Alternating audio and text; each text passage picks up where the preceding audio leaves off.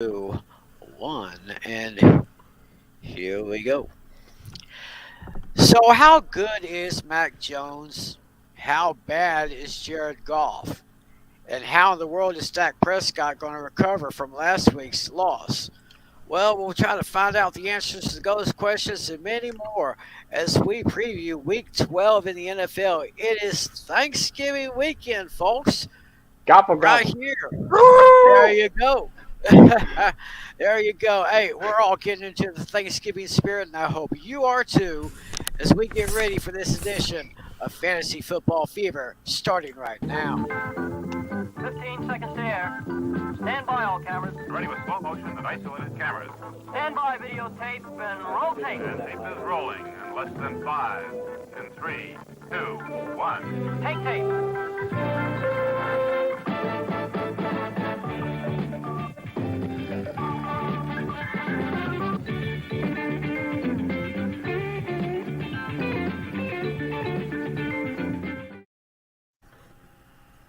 What's good, y'all? Welcome into another edition of Fantasy Football Fever. Great to have you with us. I'm Tim McClellan. I think y'all know some of the guys here that's joining me today. Of course, we've got Andrew St. Clair. We have the main brain of sports, John Flynn. We have our commissioner, John Natale. And we have Slick Nick Dennison here. How you guys doing? Good. Good. All right. Hey, guys, can you believe Thanksgiving is just 2 days away? Gobble, gobble. Yeah, and just the thing that we had an incredible summer, and now it doesn't feel like for the first time in my end actually felt like it's getting close to winter. This whole year flew by. Yeah, well, this is great here. We're already get this thing started. I hope all y'all at home got some great Thanksgiving plans. I haven't got my plans just yet, but hopefully I'll have some Thanksgiving plans by the end of tomorrow, maybe. But anyway, let's go ahead and get down to business here. Well, silly me, I forgot to get our fantasy. I need to get to our fantasy page so we can recap last week's matchups and preview this week's matchups. So as this page is warming up here, let me go ahead and get that up here. I'll have to apologize in advance. Here lately in the evening times, the internet that I have here has been kind of giving me some hiccups. So y'all just please bear with me on that. We'll try to make it through this show without any technical difficulties here. So let's go ahead and let's sign up. Oh, there we go. I'm already logged in. Let's go. Let me get to the scoreboard here. If it will let me. Hopefully, okay, let's get to the scoreboard and recap last week's matchups. And let's see here. It's slowly. I don't know why this thing is moving so slow. So let me get to week. I got it, Jim. I have it on my end. Oh, okay. Yeah, if you want to shout out the results, go ahead, buddy. Take it. I'd be delighted. We will start with my game versus Irene. Irene beat me 147.6 to 116.1, especially with Thursday night here. I mean, the Patriots defense just carried Irene to victory. Yes, they did. You're right about that. Tim beat Flynn here, 162.3 to 114. Wow. Ricky Carroll. I mean, I didn't have a legit running back to start with. Alvin Kamara goes inactive. I have to bring it. I had to start Darrell Williams, and he only gave me 3 points. So that didn't help. And the Saints were giving us an accurate report, giving me an accurate reports all week. So Okay. It's a tough loss for me, but I'm still pretty good in making the playoffs. There's one tough loss for Nick here. Ricky Carpet. Boo. 117. Boo. Boo. John, our commissioner, beat Mark I need to play Captain 183.8 to 88.5. Of course, Leota only scored 88.5. Oliver, Boo. 1.9 to 114.9. Those are the results for this week. And for this week, here are the lineups here. I will face Team Carroll. Tim Flynn will be facing the Commish. Adam Miller will be facing Flynn. Nick will be facing Leota. And Putnam will be facing Irene. And that's your lineup for this week. Wait, All what? right. Who am I picking? You are facing Mark Leota. Uh-oh. Yes, Mark I got a Lee. bad feeling about And that. Leota has the worst record in the league. Let me go get projection shorts right now. Let's see. For myself versus Carol, I have mine's 130. Carol's is 156.5. For Natalie versus Tim, Natalie 134.7 to Tim's 124. For Adam versus John Flynn, Adam 142.7 to John Flynn's 149.7.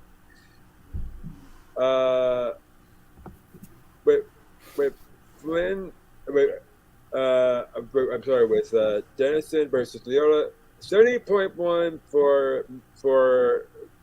for you, Nick, and 91.2 for Mark. Be working on that when I knew Leota was going to beat me.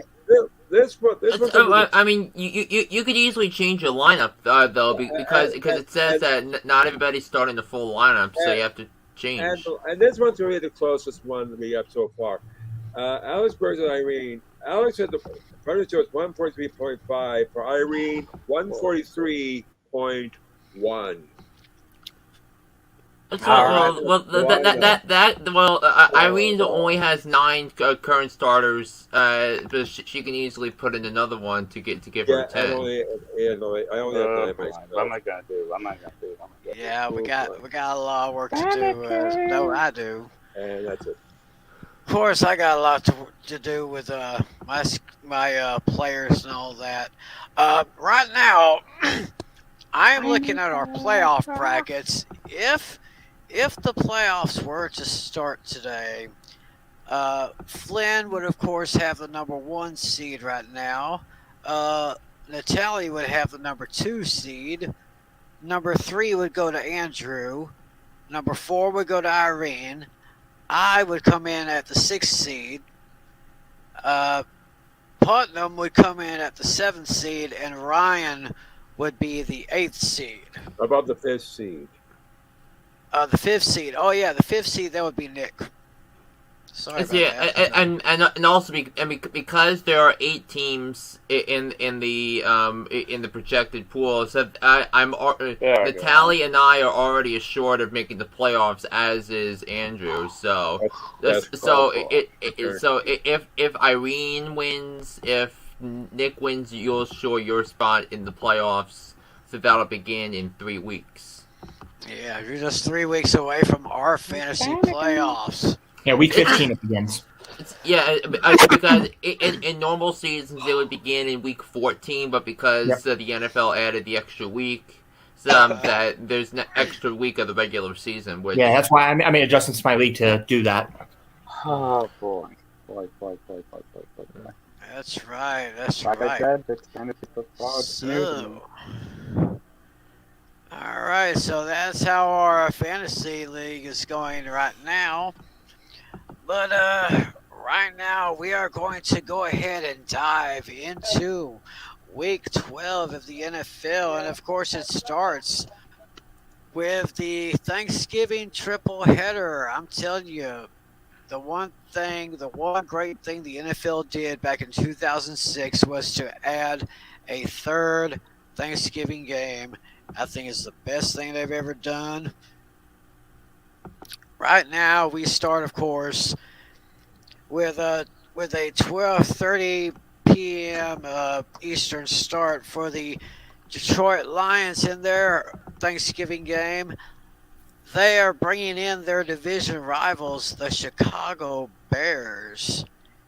And if I'm not mistaken, the Bears are picked by 3.5 on this one. So, 3. all right, Flynn, let's go ahead and get this Thanksgiving thing off here.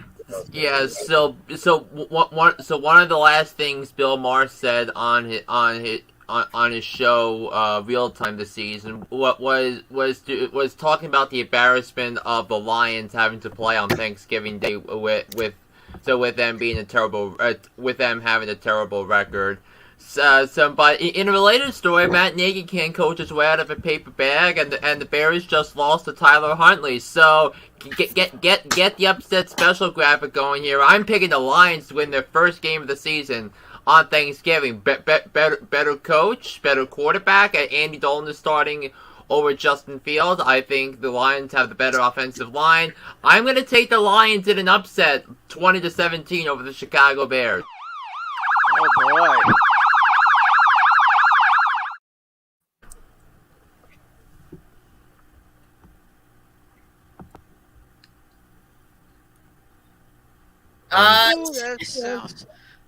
That sounds a little tasty right there. And why don't we go ahead and get David Heller's prediction on this? Let's welcome him to the show. What's up, David? Hey, good to be back after, basically taking a week off to get ready for this week, which is the Thanksgiving NFL week. Yeah, we just got started talking about the games here. We got Chicago at Detroit as the appetizer for Thursday. What do you got? Yeah, this one, oh my goodness. This one is just not one of those games that I would watch. When I was just coming in, Flynn hit on something. It's really nice to meet you. Regarding the Bears, and I would add further that honestly, I'm surprised that the owners of the Bears, the McClaskeys, haven't even fired Matt Nagy. I believe Matt Nagy should have been fired at least a couple weeks ago. And on the Lions front of it, Jared Goff, well, he's making a comeback slowly, but honestly, I really don't think neither team wants to win. I have this game actually ending in a tie. 2020. No. No. Come on. No way. Neither team wants to win. But hey, well, both teams are hot garbage. That's the bottom line here, folks. Both teams are just hot garbage. Detroit's Bears in Chicago are also would have gotten the single win already. Well, honestly, Matt Nagy should have been fired a couple weeks ago. But, oh no, he's not fired because the McClaskeys don't like firing coaches in the middle of the season. And then, of course, you have this Lions team that is just hot garbage, as it's always been for decades. I think the Fords should sell the team, honestly. That's all I gotta say about that. Come on, man. I'm sorry, but those are the facts here. Both teams are hot garbage. All righty then, folks. You just heard it from Mr. Heller. Let's hear from Mr. St. Clair. Oh, boy. Why, for some reason, Thanksgiving, it always have to be the Bears versus the Lions. Almost every Thanksgiving. I don't know why. I really thought last week before that, I think Detroit might finally got their first game. Chicago might only 3 wins, but more wins than Detroit here. I hate to say this now, but I do not see Detroit even winning the game. Season. I'm picking the Bears, but this one is going to be a bit dismal game here. I think it's below scoring here. Give me Chicago 14-7. Chicago 14-0. That 14 sounds about 14-7. 14-7. Okay. Want to give a little Thanksgiving wishes to the Lions, but not that much. I got you. No.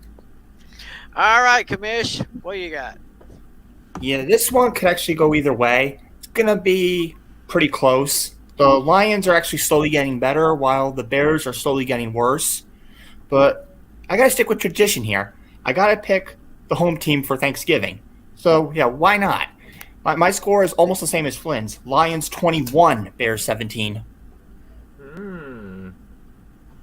Oh my goodness, that is the exact result that I've got right here. I've got the Lions over the Bears 21-17, so I think I'll do this for the both of us.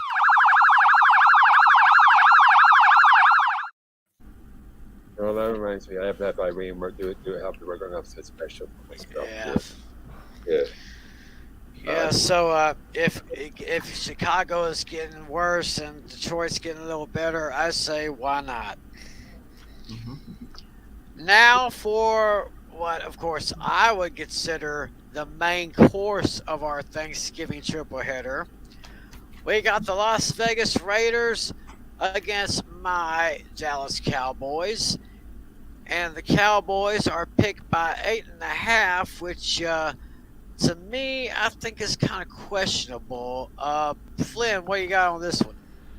Yeah, I think with Amari Cooper not being available because of COVID protocols and CeeDee Lamb potentially not being available due to concussion protocols, and even if he plays, he'll not be 100%. And this is a game I certainly don't want to touch. I don't think the Raiders are going to be as bad as they've been the last 2 weeks, but I think that this is a question about who do you trust on the Dallas offense with your top two wide receivers not there. That it would be easy from my end and have Tony Pollard play as a wide receiver because I think Tony Pollard would be great at catching passes while having Zeke pound up the middle against the Raiders linebackers. But I'm going to grab the points here with the Raiders. I'll take the Cowboys to win. Don't misinterpret. So I think the Cowboys get back on track after struggling offensively against Kansas City. And Kansas City's defense has been tremendous over the last 4 weeks. The Kansas City is off this week due to bye week, but they've only given up like 12 points a game in the month of November. So that's something to look out for on an AFC perspective. But I think the Cowboys this is a get right game if they want to get themselves ready for the stretch run. So I'll take the Cowboys to win 27-21 over the Las Vegas Raiders. Alrighty then, David, where you got on this one? Yeah, I believe it or not, Flynn, I almost have the exact same score as you do. And I'll get to that here in a sec. But of course, as Flynn mentioned about the Cowboys being without what's arguably believed to be our two top wide receivers in Amari Cooper due to COVID, and CeeDee Lamb probably out, but even if he played, he's probably not going to be 100%. So, truth be told, that, and also the Raiders are still dealing with a lot going on. As we all know, with everything that's been going on that I'm not even going to mention again about them, but getting straight to the point here, I have the Cowboys winning 27-20 over the Raiders. All right, then, Andrew, how do you see this one? Strange enough, the Cowboys have not done that well against the AFC West. I mean, they lost to Denver, which was a surprise, especially you, Tim. They lost to Kansas, and they lost to Kansas City here last week. I mean, what's with the AFC West? Is it like the Achilles heel for the Cowboys? The Broncos were mediocre, and I know the Chiefs were good here, but they both lost those two games. The Raiders, while they are the first time in the first season in Las Vegas, of course, but they're in Dallas, and I think home field advantage this time here. They might have been 0-2 here, maybe against the AFC West lately, but I don't see them going 8-3. I see the Cowboys. Give me the Cowboys by 2 touchdowns, 21-7. Interesting. Commish, what you got? Yeah, I think right here, even though the Cowboys might not have their main weapons, they still have some solid handcuffs, like Tony Pollard, for example. Michael Gallup, he's back. He's pretty solid. So the Raiders are falling apart. So I got to give Dallas the edge here, 27-17. And also, speaking of the byes, just so that everybody knows, the Chiefs and the Cardinals are the byes. Right. I forgot to mention that. The Kansas City Chiefs and the Arizona Cardinals are on the bye this week. So all of you playing fantasy football out there, just make sure that you either bench or drop anyone you have who play for either the Chiefs or the Cardinals. 3 more sets of bye weeks, then that's it. Right. 3 more weeks? Okay. All right. Well, anyway, Andrew, I must correct you slightly. You remember back in week 2, the Cowboys went to Los Angeles and they beat the Chargers. Mm-hmm. So now, I'm sorry, they're 1-2. Yeah, 1-2 against that AFC West. Of course, their fourth team from the AFC West is coming into town on Thursday. And I did some research here, and very interesting reading I've done here. In the last 10 games on Thanksgiving, the Cowboys have a record of 4-6.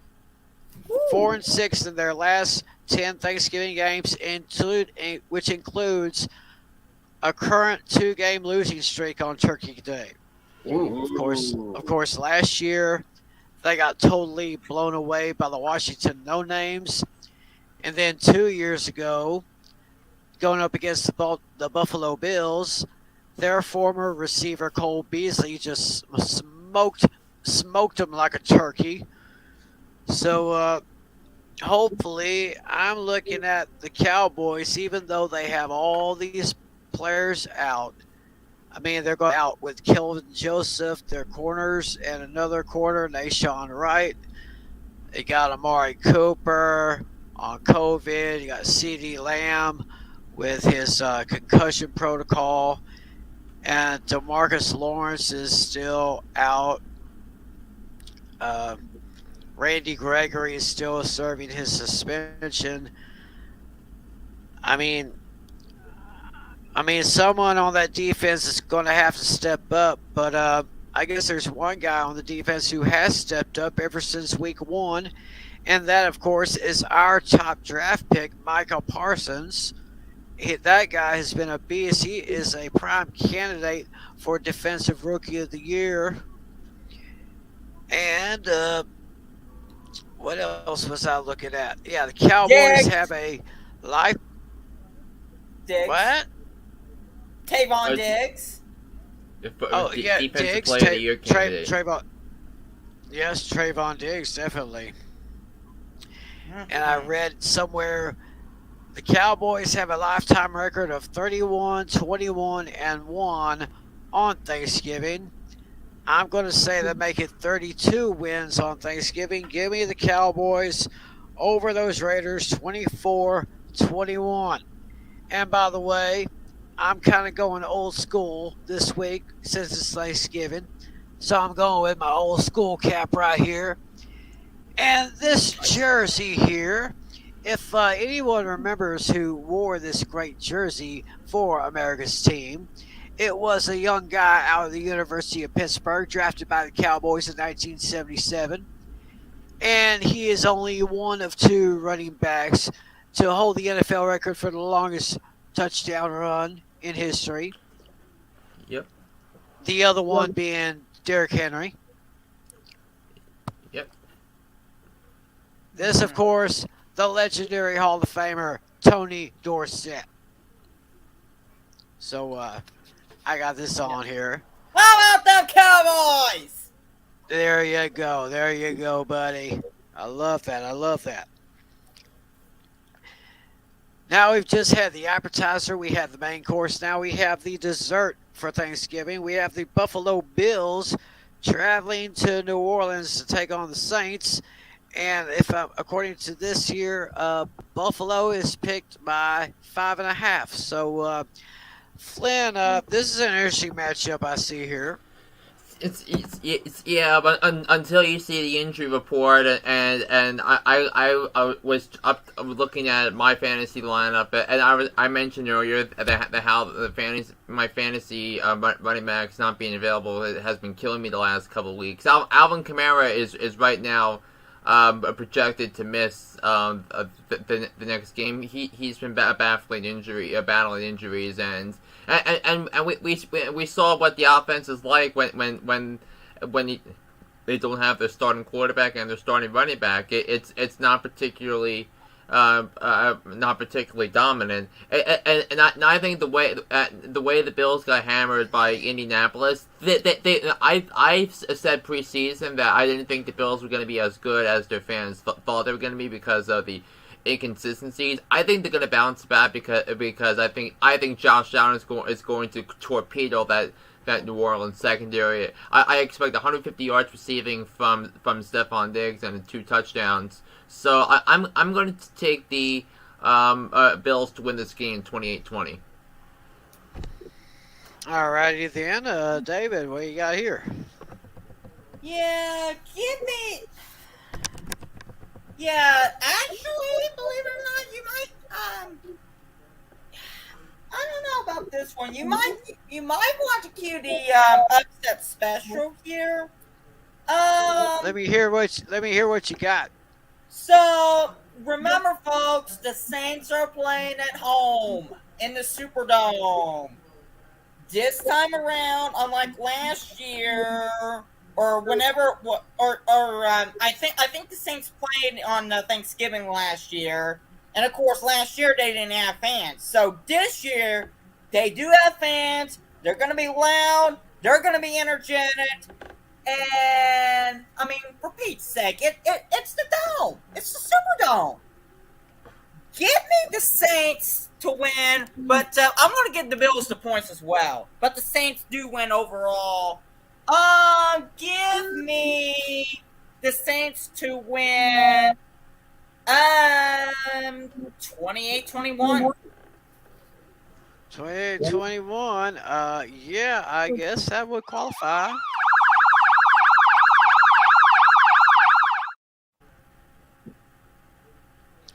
So David has got the Saints for his upset special.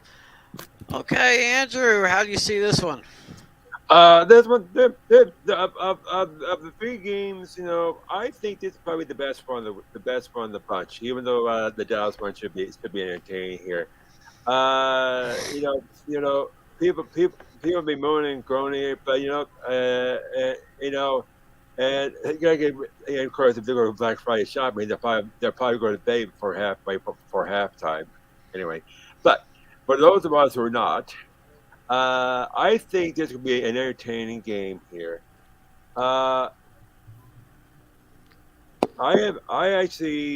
This is actually one of my first. This is one of. I'm looking at the roster here. I think it's worth 3 upset specials I have for the week. I am actually picking the Saints at home.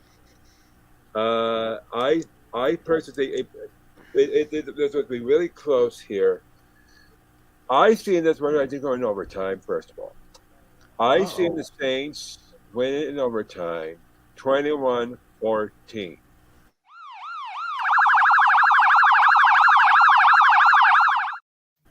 That's right, folks. You heard me right. My first of 3 upsets. What are the other 2? I know.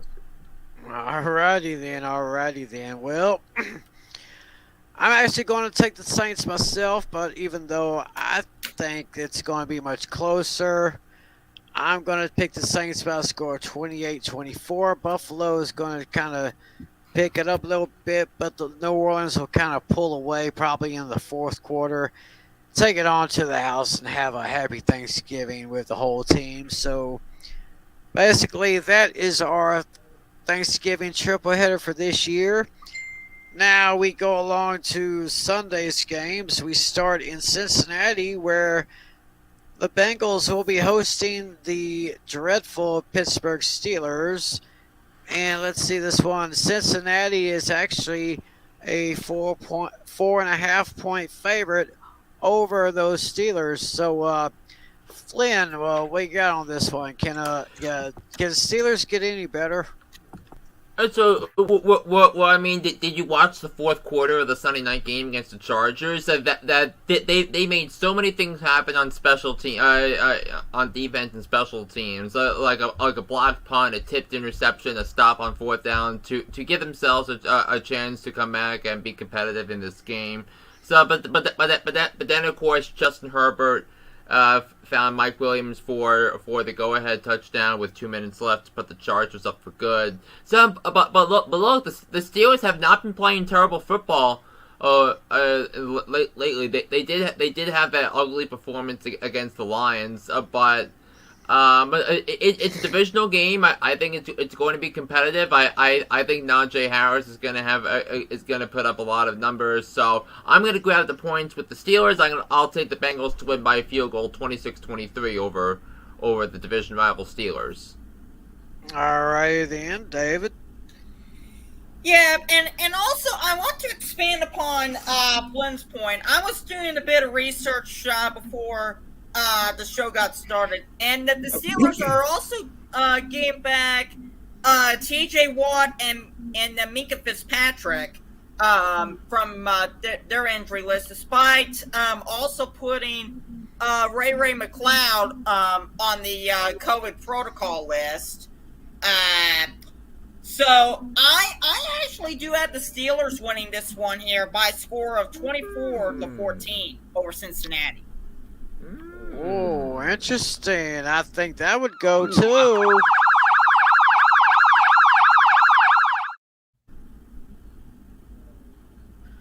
I think that would qualify as well. Andrew. Let me tell you what the Sporting News says about this game here. The Bengals have not swept the Steelers since 2009, a 10-win season in which Cincinnati lost the AFC wildcard round. Cincinnati dominated the first meeting 24-7. The Steelers need to sort out who returned among T.J. Watt, Minka, Fitzpatrick, and Joe Hayden. God pity for the Bengals to win is there, but how many times have we been down this road? The Steelers just pulled a shocker at Paul John Stadium. That's true. Sporting News has the Steelers by 4. I don't see it that big here.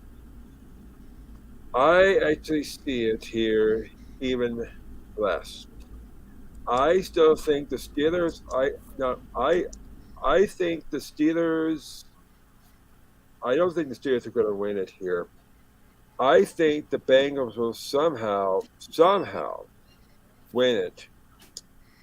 But I am going to make. I'm going to make this. I'm going to make this a squeaker here. Give the Bengals by a field goal, 20-17. Ooh, Bengals by a field goal. All right, Natalie.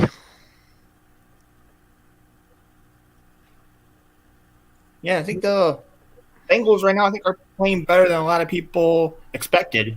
They actually have a legit shot at the wild card, and I could see Jamar Chase possibly winning Offensive Rookie of the Year. So on that, give me the Bengals 31-28. Alrighty then. I too will take the Bengals at home, and I will take them to win by a score of 27-24. 21. Pittsburgh will stay in it, but I think Cincinnati could push ahead somewhere in the fourth quarter. Maybe just like what the Chargers did to them last week. I mean, don't get me wrong, Pittsburgh is great. I mean, and I really do like Mike Tomlin. I think he's a great coach, but I don't know. Let's go to Indianapolis right now. They will be hosting the Tampa Bay Buccaneers. And for this game, we have Tampa Bay picked by only 2.5. So, Flynn, what do you see here?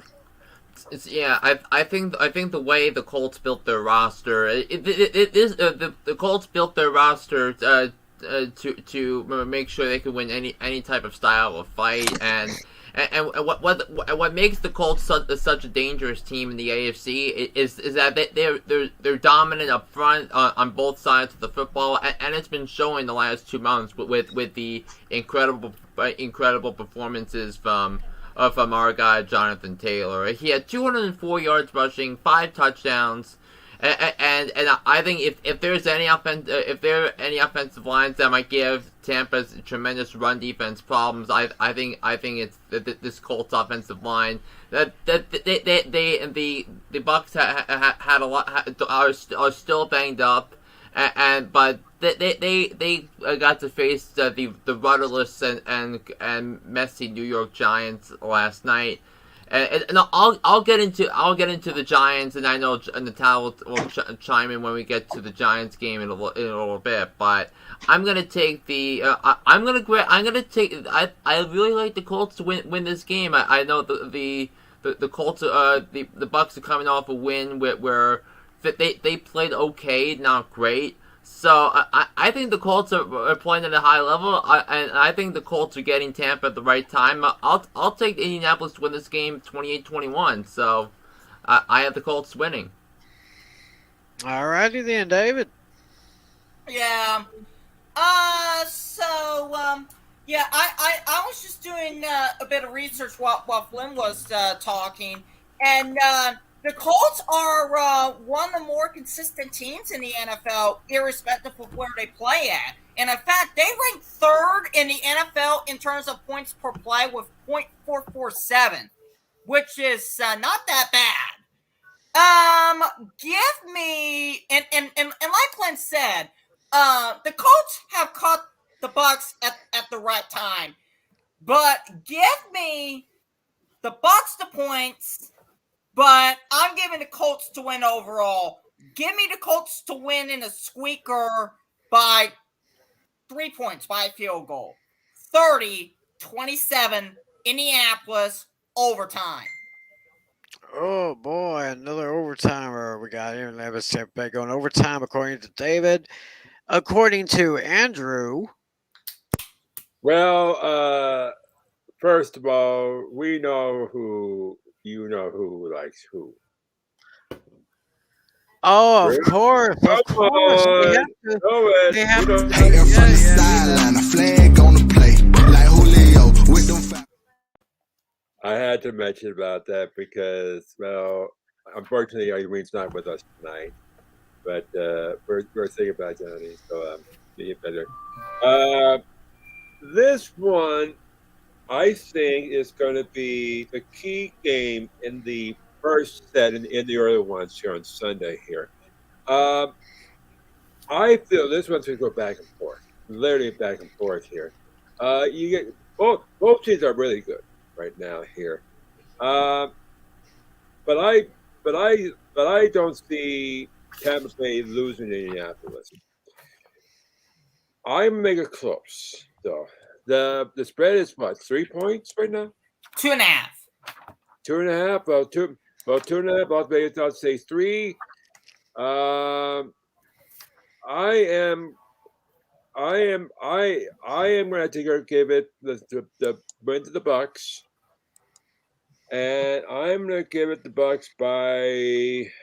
Let's see here. I think there's going to be a slugfest. Give me.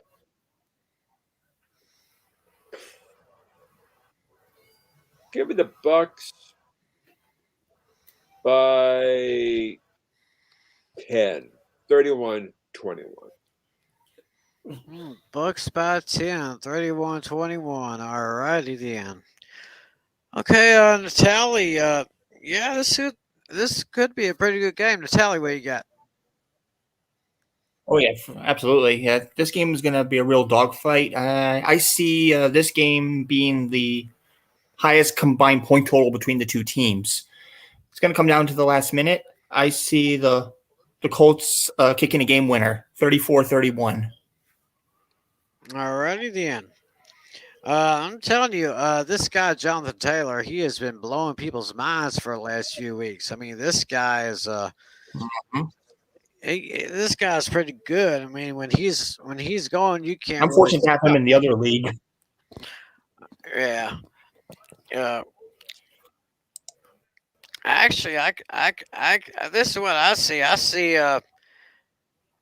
Tom Brady's going to do his thing, but I just don't quite think it's going to be enough. Colts are at home. Jonathan Taylor is getting hot. And when he gets hot, the Colts get hot. Give me the Colts by a close score, 31-27. Mm-hmm. Yeah, I really think that out of the two teams, the Bengals and the Colts, I think both of them does have a shot at getting the wild card for the AFC. But I think in the end, I mean, for Pete's sake, we can't forget Jonathan Taylor. That's a good point there, Tim. He's getting hot at the right time, being in the stretch that we're in right now. I think the Colts might have a lot more of a legitimate shot at getting into the playoffs as the AFC wildcard team than what a lot of people think.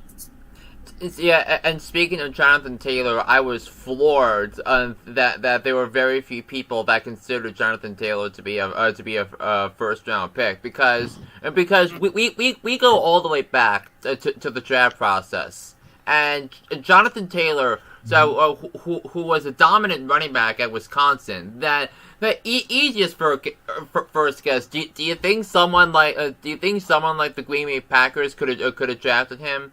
Do you think someone like the Kansas City Chiefs could have drafted him over Clyde Edwards-Helaire? Do you think there was a team like the Atlanta Falcons that could have traded up in the second round to get him? Those are the types of teams that really has to be beside themselves in terms of what Jonathan Taylor has done over the course of the last couple of years, and it really started in November and December of last year, and for the last 365 days, he's been the best running back in the National Football League. Mm-hmm. And basically, the AFC South has two of the best running backs in the NFL right now, both Taylor and Derrick Henry. Yeah, but Derrick Henry isn't playing, so by default it's. And the Titans have had they had a hard time scoring against the Texans last week without Derrick Henry. So if you know how one of the most important players in the league is not available, and the numbers without such an important player like Derrick Henry, it shows to show. Yep, very good point there, Flynn. All right, we're going down to Miami. The Dolphins are going to be home against Cam Newton and the Carolina Panthers, and the Panthers are picked by 1.5. Flynn, how about this one? Yeah, this one was one of the easiest calls of the week in terms of looking against the spread, because I think listen, the Dolphins barely beat the Jets last week, and Carolina's kind of off a tough loss against an improving Washington squad, which Taylor Heineke I thought has been playing particularly well the last couple of weeks, and I think Cam Newton has surprised a lot of people, including myself, with the way he returned to the Panthers with the vengeance. But I think that this is easily the best defense he's faced through the first his first 3 games, but I just think the Dolphins are going to have problems completing the forward pass against Phil Snow's defense. So I'm going to take the Panthers to win this game 20-17 over the Dolphins. All right, then, David, what you got on this one? Yeah, I had this one pretty close, like Flynn. I think this one goes right down to the wire, and it might take an overtime period to get it done. Give me Carolina to win over the Miami Dolphins, 27-24 overtime. All righty then, Andrew. Let me do what the Sport News says about this game. Cabinet versus Tigera, the day of the Iron Bowl. That's a Pretorius break with schedule makers. Newton's return has made headlines. Miami's defense has allowed just 12 points per game through 3 straight victories. At home, that translates to a 4th straight win. They picked the Dolphins. Sport News picks the Dolphins by 2. 22-20 here.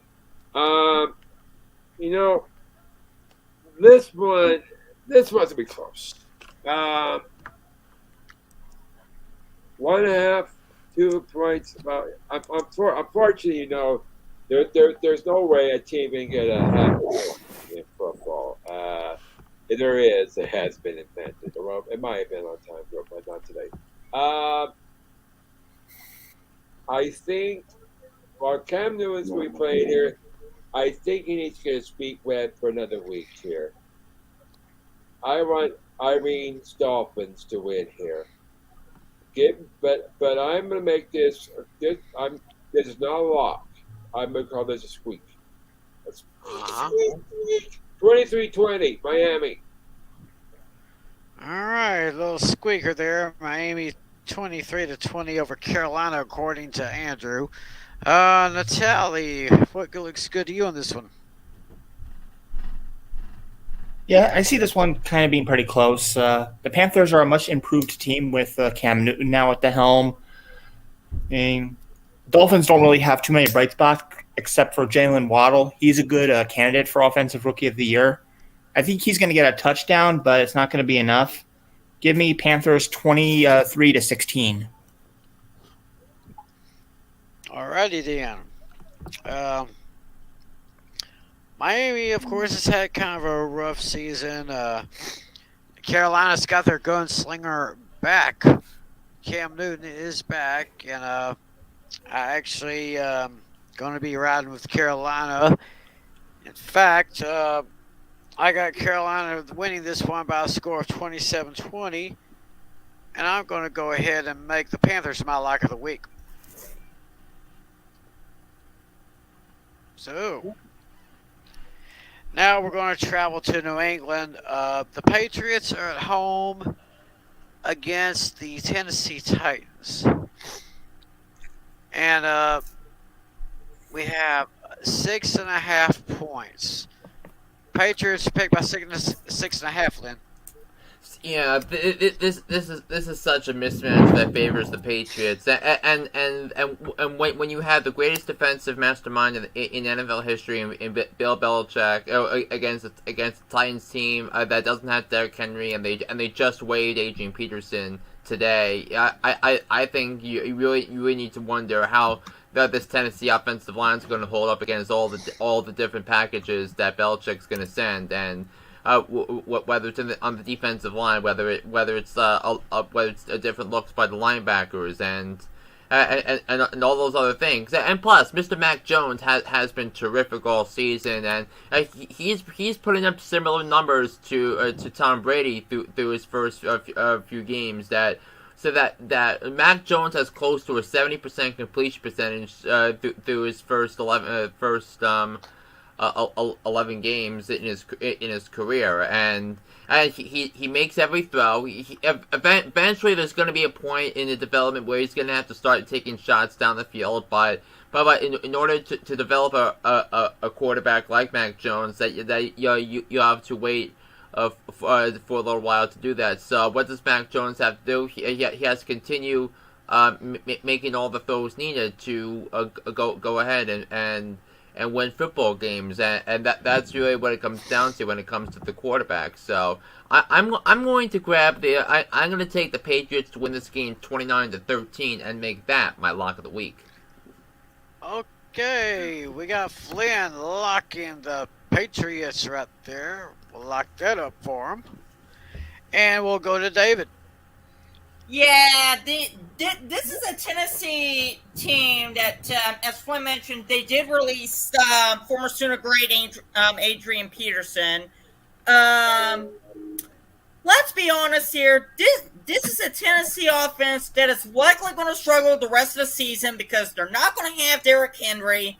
We're talking about a mismatch here. We're talking about, as Flynn called it, the greatest defensive mastermind of all time in Bill Belichick. Give me the Patriots to win this one 28-10. All right, that sounds good, Andrew. I'm gonna pass to the commish first to make his decision before I go. Oh, interest. Oh, yes. Let's go ahead because Commish has got to go. But Okay, before cool.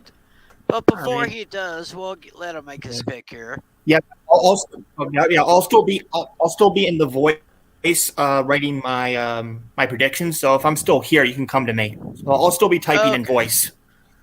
All righty then. But as far as this game goes, yeah, pretty much the Titans are useless without Henry, and yeah, Peterson being released doesn't help matters either. Patriots are playing beyond expectations right now, so I got to give them the win, 27-17. Yeah. Oh, did you have the Patriots And make the playoffs preseason, Natalie? I'll be here typing in my results. Okay.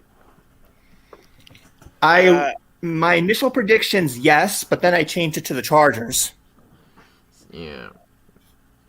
Uh-huh. Yeah, because I had the Patriots making the playoffs preseason, and they're proving their worth. Oh yeah, like I said, this kid Mac Jones is he's looking pretty darn good so far. Yeah, I might have been right the first time. And I think he will look good Sunday against this banged up Tennessee offense. So I'm going to take the Patriots behind Mac Jones's good arm. I'm going to take the Patriots to win by a score of 33-27. All right, and behind me here. Square news is what they said. This line seems high over the Titans spot in the AFC ranks, but it's a nod. Patriots side top play, rookie quarterback Mac Jones.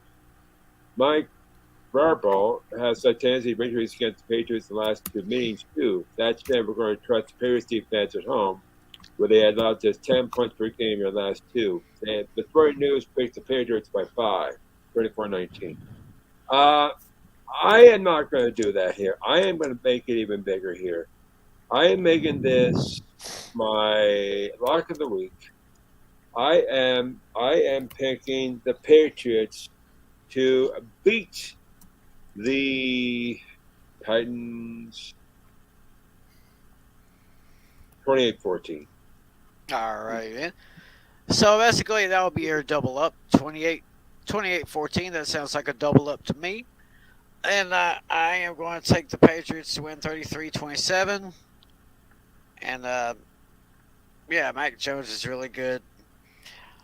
Now we got one of several games now that we don't really want to talk about, but we have to. First one here on my list is the Philadelphia Eagles against the New York Giants. And we have the Philadelphia Eagles as 3.5-point favorites. So, Flynn, I'd rather sleep through this one, but who you got? I mean, am I still? Was last night a nightmare or what? Because listen, the Giants are rudderless. They are clueless. I mean, the Giants just fired their offensive coordinator, Jason Garrett. That Daniel Jones has no feel, no clue. So that throwing interceptions right to defenders would never have intercepted a pass before, and the And of course, Dave Gettleman, so taking a running back at 2 at Saquon Barkley, which was a disaster. Taking Daniel Jones was a disaster. And somehow taking the 4th best tackle in the draft last year in Andrew Thomas, and taking Kadarius Toney, who is not fundamentally sound as a wide receiver. The Dave Gettleman Dave Gettleman has just been an absolute failure. The Giants need to clean house. They need to fire everybody. They need to fire the coach and actually lock the Maras and the Tishes up in the closet because everything stems with ownership, and if they're not willing to get out of the factual bubble that has plagued the franchise for the last decade, it's going to make the franchise progressively worse. So. I mean, it's over for Daniel Jones. He's not going to be he is a fringe starting quarterback in the NFL, and I'm going to take the Eagles to win this game 26-16. And look what the Eagles have on their schedule the rest of the way. They have 2 games against the Giants, 2 games against Washington, a game against the Jets, and a Week 18 game at home against the Cowboys. If there was a way the Eagles wanted to draw up their schedule for the last 6 games of the season, this would be the way to do it. So I'll take the Eagles to win by 10 points. All right, then. David, what you got? Yeah, I'll go ahead and expand further on this one. Let's be honest here. Of course, we mentioned about the firing of Jason Garrett, but I did have some stats here as well that I want to throw out here. The Giants, over the last 2+ seasons, with Garrett under the helm of the offensive coordinator, I just want everybody to take a guess. Guess how many points in the last 2+ seasons the Giants have put up with Garrett as the OC? Just guess. Because I know they're averaging fewer than 15 points a game. I know that. Yeah, but just guess. Overall, last 2+ seasons. Last 2+ seasons since Garrett became the OC. Just guess. That's 2 seasons, so I'd say maybe 75.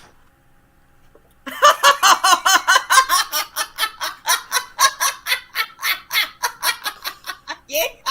You're way off. It's 1977 Falcons bad. If you're giving me those numbers, huh? Yeah, Tim, you're way off. The Giants in the last 2+ seasons have put up 18 points. 18 points per game. Yeah, 18. 18 points per game. Oh, you're thinking per game. Yeah, that sounds about right. Yes, 18 points per game in 2+ seasons. Only the Jets and the Jacksonville Jaguars have put up fewer points than the Giants.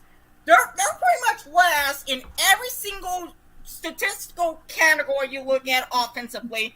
Daniel Jones has thrown for more interceptions than even Matt Ryan with 49. And also Daniel Jones. Since Daniel Jones has entered the league, he leads he leads all NFL quarterbacks in turnovers with 52. That's right. That's right. I mean, the clean house. Let's be honest. It starts with ownership, and I said the same thing about the Lions and the Bears. If they don't clean house, then the ownership has got to go. Period. Ownership has got to go. And you can also say the same thing about the Jets and the Texans, because there was actually a poll question today, and I'm gonna pull up a result here. I'm sorry to interrupt you. So the radio show I listened to, Shine on Sports, they had a poll question today, and the question was, who is the most dysfunctional franchise in the NFL? It was the Giants, the Jets, the Lions, or the Texans, and according to the polls, the Lions are first at 36%, the Jets are second with 26%. Coming in third is the Giants at 20%, and in last place is the Houston Texans at 18%. So the fact that the Giants, the New York Giants, have fallen from grace from a level being one of the creme de la creme franchises in the NFL to being one of the 4 or 5 worst franchises in the NFL, that speaks volumes to how this team has played. Mm-hmm. Yep. At any rate, give me the Eagles to win by a huge margin here, 24-9. This is one of those games that makes me want to go. Right. Yep. Make you want to pass out a little bit. All right, Andrew, what you got here? Well, this one, let's see here.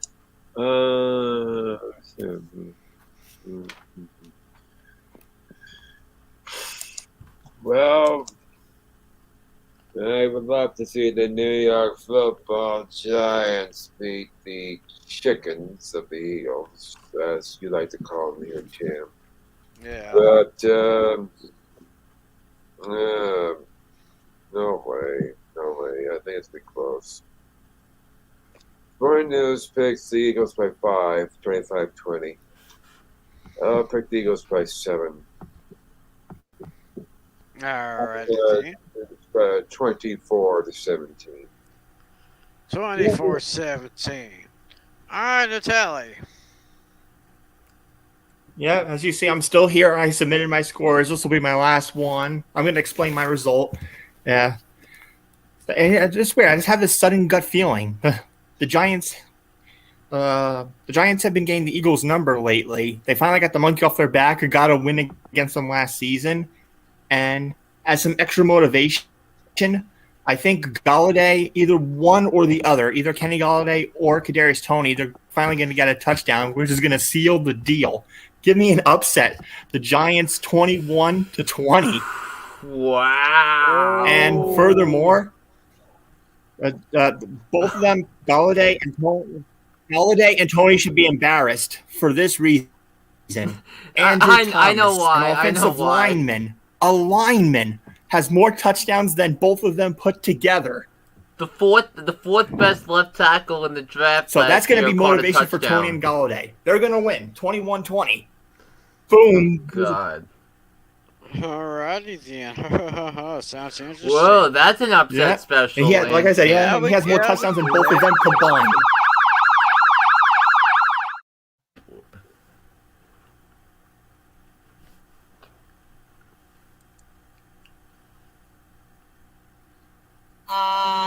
Tim.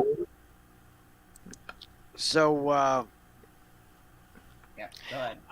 I see. I'm actually. I can't believe I'm about to do this. As much as I despise. I don't see how much touchdowns on both of them. That's funny. No, you're not picking the Giants, are you? As much as I despise this team, I have despised them ever since 1989. Oh my gosh. I can't believe I'm doing this. Fly, chickens, fly. I'm going with the Eagles over the Giants, even though it's going to be very close. It's going to be a very low-scoring game. In my opinion, it's going to be 13-10. Give it to the Chickens. Oh, gosh. Now, coming up next is another one of the games that we don't really want to talk about, but we have to anyway. It's the Atlanta Falcons against the Jacksonville Jaguars. And we have, oh my God, is this, they're calling this a pick'em, Flynn. Yeah, this is one of my least favorite lines in the 11 years I've been picking games against the spread, because what type of team are we going to get from the Atlanta Falcons? Are we going to get the team that played well against the Saints, or the team that's been outscored 87-6 in the last 70 minutes and 30 seconds they've played? So that's what I want to know, and I think the team. I'm going to pick the team on the rise here. I'm going to take the team with the better future. I'm going to take the team with the better defensive line. I'm going to take the Jaguars to pick up another win and they'll get their third win of the season, and they win 17-14 over the Atlanta Falcons. Interesting. David. Yeah. This one is interesting. They're calling it a kicker. And so this one I see this thing going overtime and probably a last possible minutes field goal win by the Jacksonville Jaguars here. Give me the Jaguars to win in overtime, 19-16. So we got 2 from the Jaguars already. Andrew. This will be my last one. If I am going to tell you here. Okay. You know what? I hate to admit, the Falcons will be at home, and it's going to be a home field advantage. Even though I think more people are more interested about the Georgia Bulldogs, Georgia versus Georgia Tech here on Saturday. I think more instead of the Falcons Jaguars game here. Give me the Falcons or the Jaguars 24-14. All right, then. Before I give my pick, I will go ahead and give Natalie's pick. He says that the Falcons will beat the Jaguars by a field goal, 20-17. Meanwhile, I say Atlanta will probably win big. Atlanta will probably have one of their better games this week here. I say Atlanta wins by a score of 27-13 over those Jaguars. So next up we have, this is the third straight one. The third straight game that we don't want to talk about, but we have to anyway. The New York Jets versus the Houston Texans. And right now, Houston is picked by 2.5. So, Flynn, do you actually see Houston winning 2 in a row after that shocker against the Titans? They're playing the New York Jets, so of course they're gonna win because the Jets are so bad, and actually Tyrod Taylor's actually been doing a lot of good things for the Texans. That he started both of Houston's wins this season, and I think he's gonna start the team's third. So Texans 30, Jets 27. Alrighty, David. Yeah, I mean, of course, we're talking about the New York Jets. That is absolutely hot garbage. I never thought in all my years of following football and professional sports that both New York franchises in football would be this bad, especially the New York Giants and the New York Jets. Well, the Jets. I mean, the Giants is the shocker, but the Jets have always been bad historically. Give me the Texans to win, and I'm going to make this one my lock of the week with the Texans. Give me the Texans to win 30-0. Wow! Really? So David is locking the Texans against the Jets. Andrew, what do you say? Yeah, that's my last one here before I wrap it up here. I made the Reds here. The Jets stink.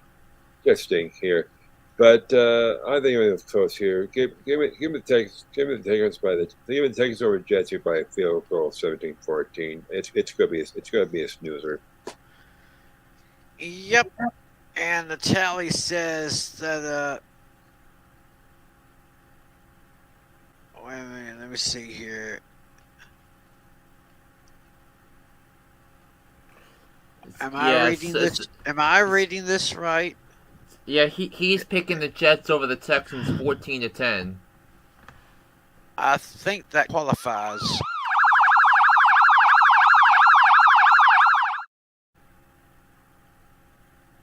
Yeah, I think that qualifies as an upset special right there.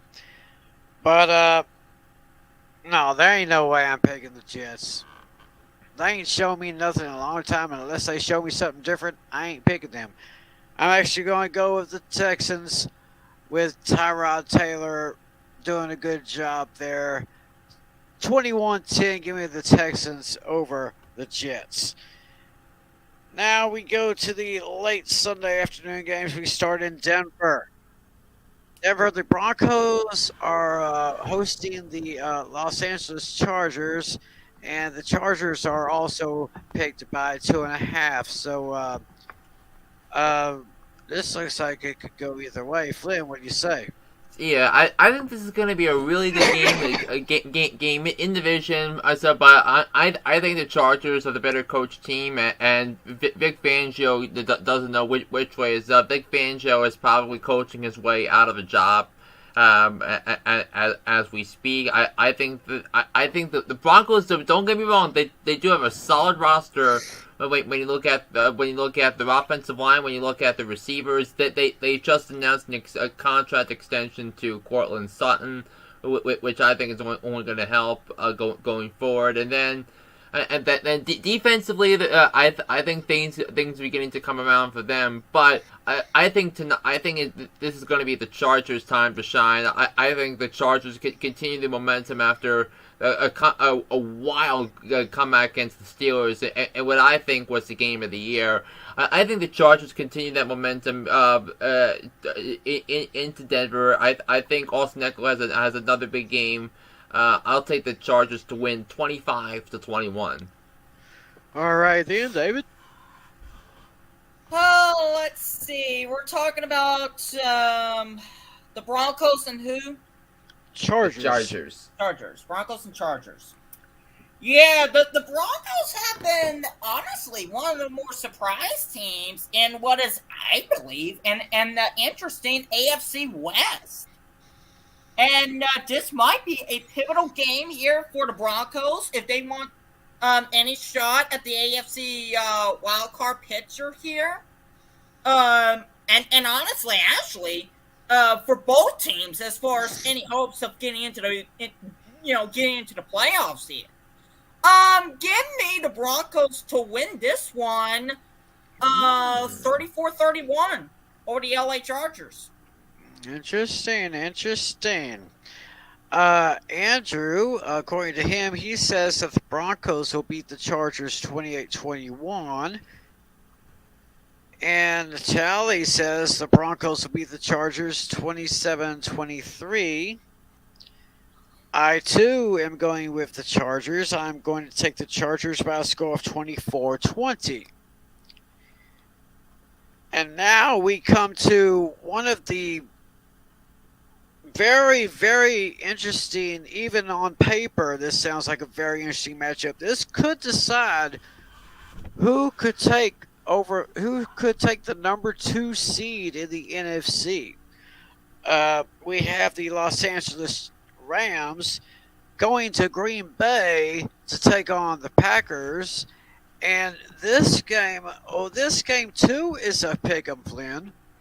Yeah, and this game was actually the toughest game of the week for me to pick. It's because I do need to wonder what type of defense we're going to see from the Packers this week. Are we going to see the one that allowed Justin Jefferson and Adam Thielen to break loose and come up with big plays all game long? And I thought that was a terrific game in the 1:00 slate. It went back and forth. It was a divisional game, but this is where I'm going to take the Packers. And I think that first of all, they have the advantage with the home field. That's number one. Number two, I think Aaron Rodgers. I think he's going to bounce back after. I don't see him losing 2 games in a row to the Vikings and the Rams. And then thirdly, I think that A.J. Dillon is going to wind up having another big game. So I think if you factor those 3 in with the offensive line, I think this is going to be a tough one, and I wouldn't be shocked if the Rams win this game. But I'm going to pick the Packers to successfully defend home turf and win 27-24. All righty then. David, what you got here? Yeah, I'm also taking the Packers as well. There's no way in the world, and this is no offense to Sean McVay and Matthew Stafford and company. Those are the two offensive geniuses, and, they're a perfect match together in LA. And no offense to them. I think we're talking about Aaron Rodgers, and you know what he's going to tell the folks at Lambeau Field and to the Rams? RELAX.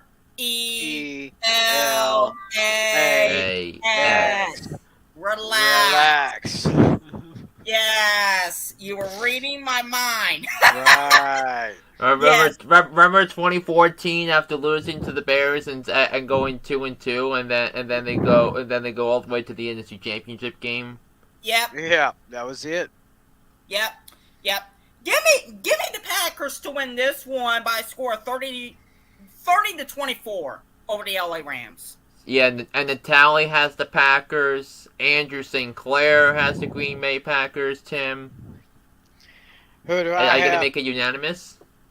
Yes, I am. I'm going to make it the Packers. If it's a pick 'em, you go with the home team. I believe it will be a late field goal by Mason Crosby that will do it. I think it will be a shootout. But in the end, Mason Crosby kicks the game-winning field goal. And, of course, I can never really bet against that bad man. So give me the Packers by a score of 33-31. We'll make it unanimous. Now we have an interesting matchup in San Francisco. We have the 49ers at home against a very good Minnesota Vikings team. 49ers are actually picked as the favorites by 3.5, Flynn.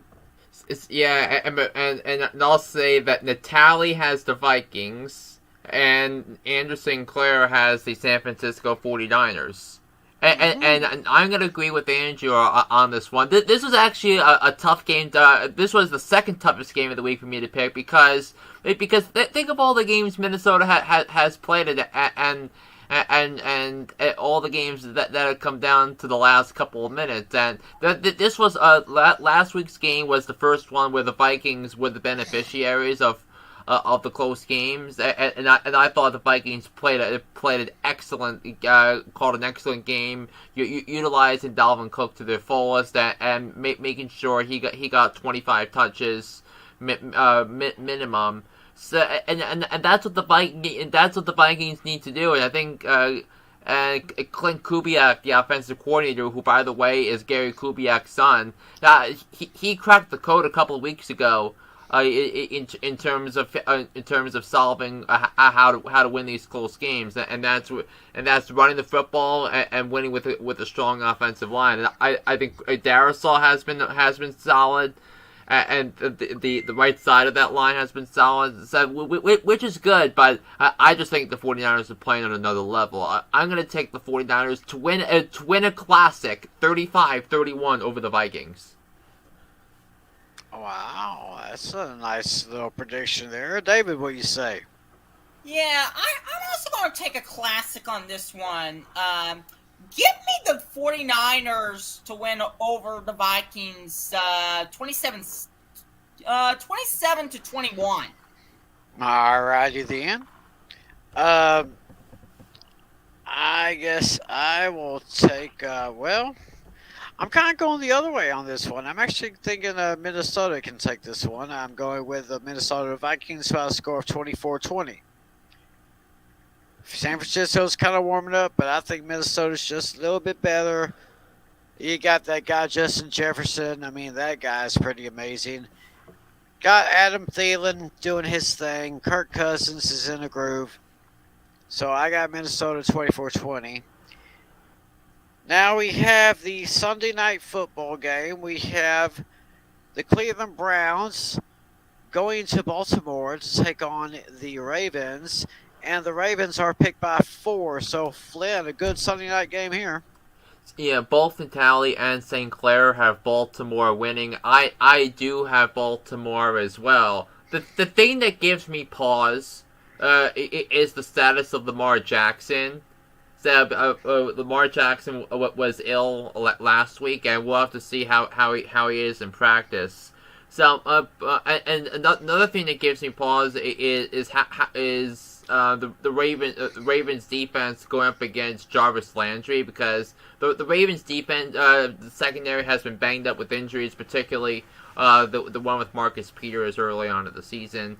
But I'm going to take the better team, and I'll take I trust Lamar Jackson over Baker Mayfield. And did you hear Baker Mayfield's comments in his post-game news conference the other day? They're basically telling the fans of the Browns to go to hell, and I'll tell you what's going to hell: Baker Mayfield's tenure in Cleveland. Ravens 26, Browns 23. Alrighty, David. Yeah, I mean, seeing those comments, Flynn. Let's be honest here. As a Sooner fan, seeing those comments from a former Sooner great, it's very disappointing. Very disappointing. Yeah, I mean, listen. Do you remember when Baker Mayfield was when they went to Ohio State and beat the Buckeyes, and what Baker Mayfield did post game in that game? Because Baker Mayfield, to me, is the combination of arrogance and ignorance. Are you sensing that watching the Browns play over the last few years? Oh yes, and let's not forget where I live at, because I live in the Oklahoma City media market. I do get quite a bit of the Browns games because of the fact that Baker is a former Sooner. But yeah, he is showing quite a bit of arrogance. So you're definitely right about that, Flynn.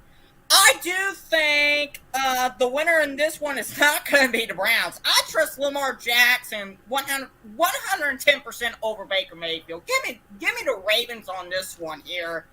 And I'm going to make that a blowout, 35-17.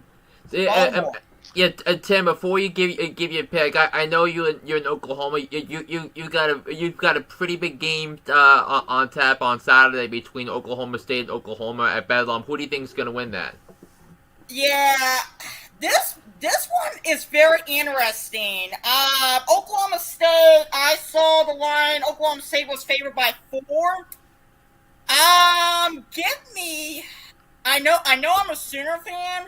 But give me Oklahoma State actually to win this one.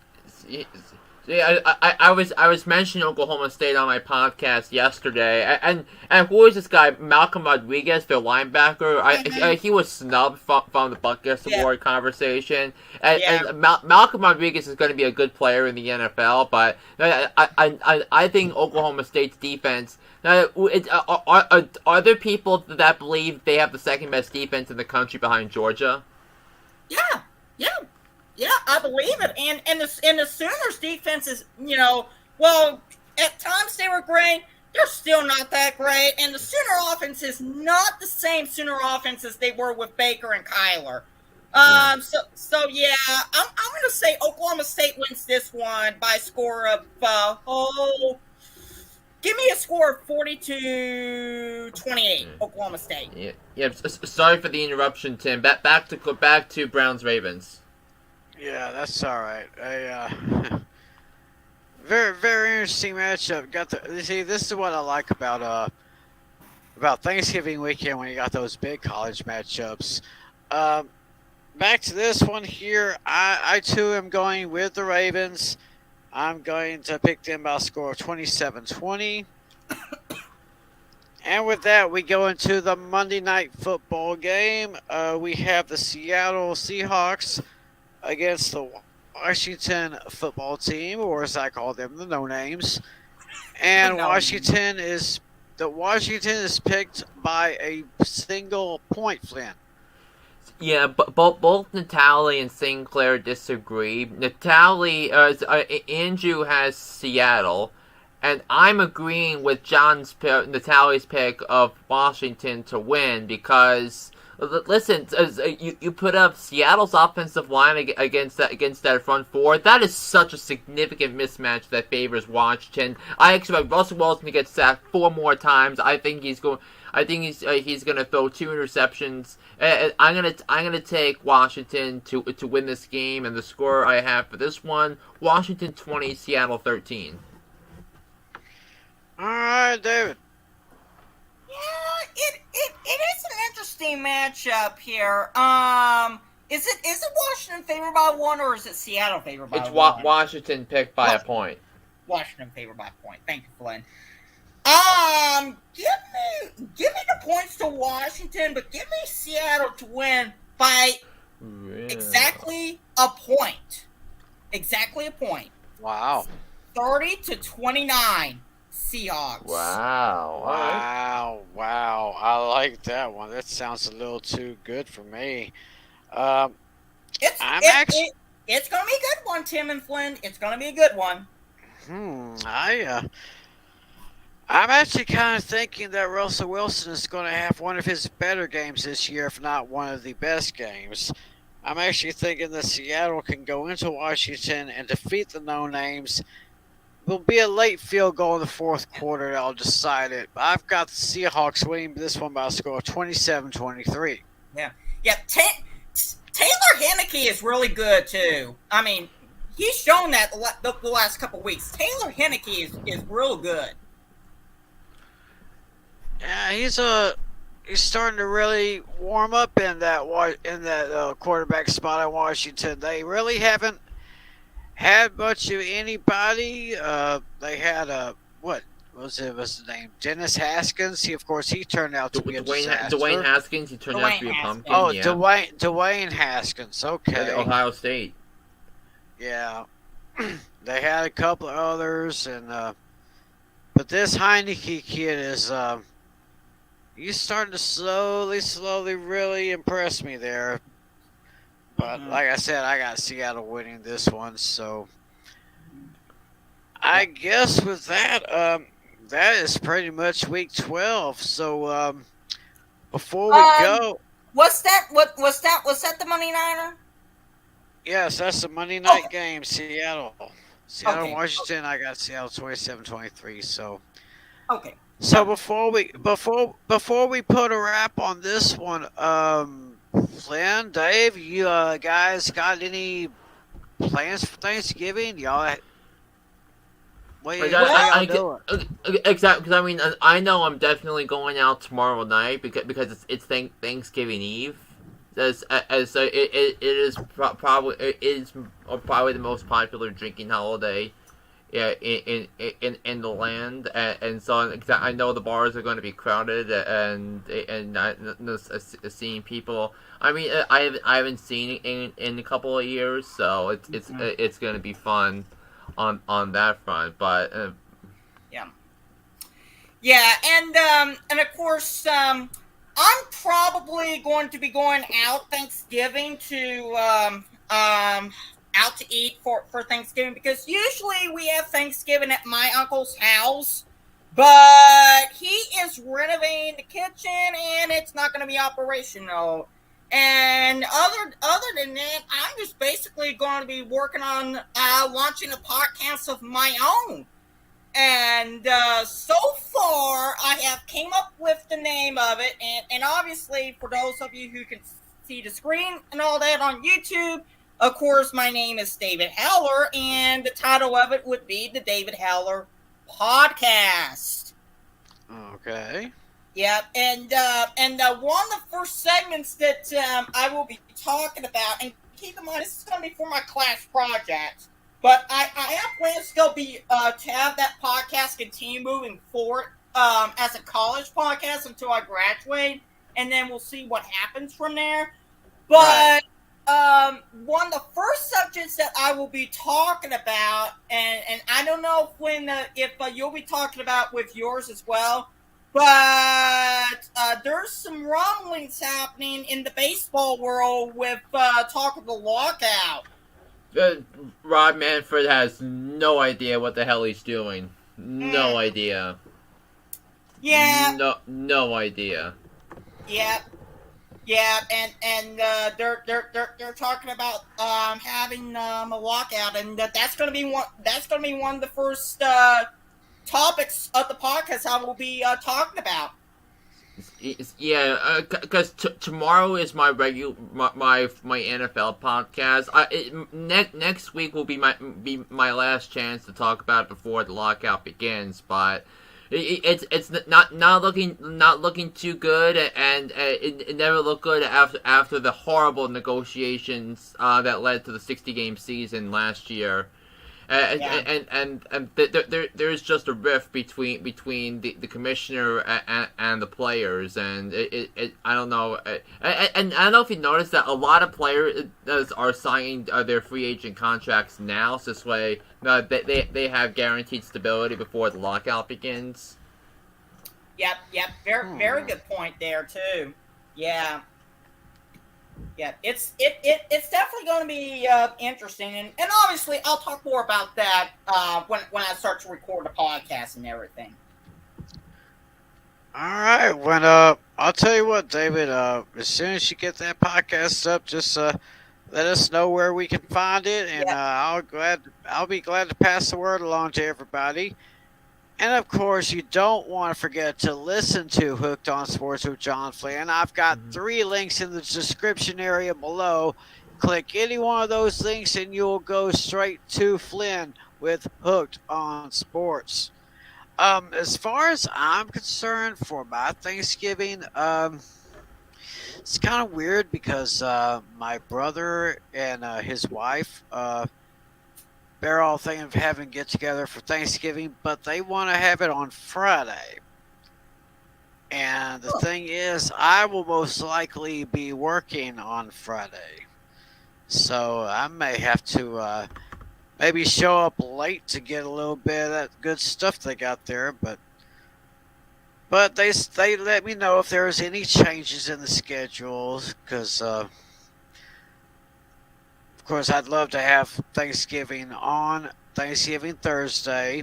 My family usually we would they'd start cooking dinner early, and we'd probably start eating Thanksgiving dinner probably around the start of the second quarter of the Lions game, and then we eat all the food we can, and then we get rested up so we get ready to watch the Cowboys. Then usually they're all footballed out except me, because I usually kind of watch the Thanksgiving night game. I mean, like this one here, Buffalo, New Orleans. That's going to be an interesting game, but yeah. And I mean, I usually my family usually starts eating during the first part of the Cowboys game, so. Yeah, Well, whatever everybody is doing, I hope you have a wonderful Thanksgiving. Flynn, I hope you have a great Thanksgiving, buddy. David, you two have a wonderful Thanksgiving. Yep, you too. Love you both. Yeah, love you guys. We love each and every one of you. Hopefully, y'all have a very great Thanksgiving. Enjoy the food. Enjoy the football. But most of all, enjoy each other, because that's what it's really all about. And, of course, a big thanks to Andrew St. Clair and our Commissioner John Natali for joining us earlier. They had to leave early, but we got their picks in. So I think we can put a bow on this show right now. For Andrew St. Clair, John Flynn, David Heller, and John Natali, my name is Tim McClellan. Happy Thanksgiving, everybody. Hope you'll see us next week for another edition of Fantasy Football Fever. Until then, God bless you all. Happy Thanksgiving. Be a good sport. See ya. 15 seconds to air. Stand by, all cameras. Ready with slow motion and isolated cameras. Stand by, videotape, and roll tape. And tape is rolling in less than 5, in 3,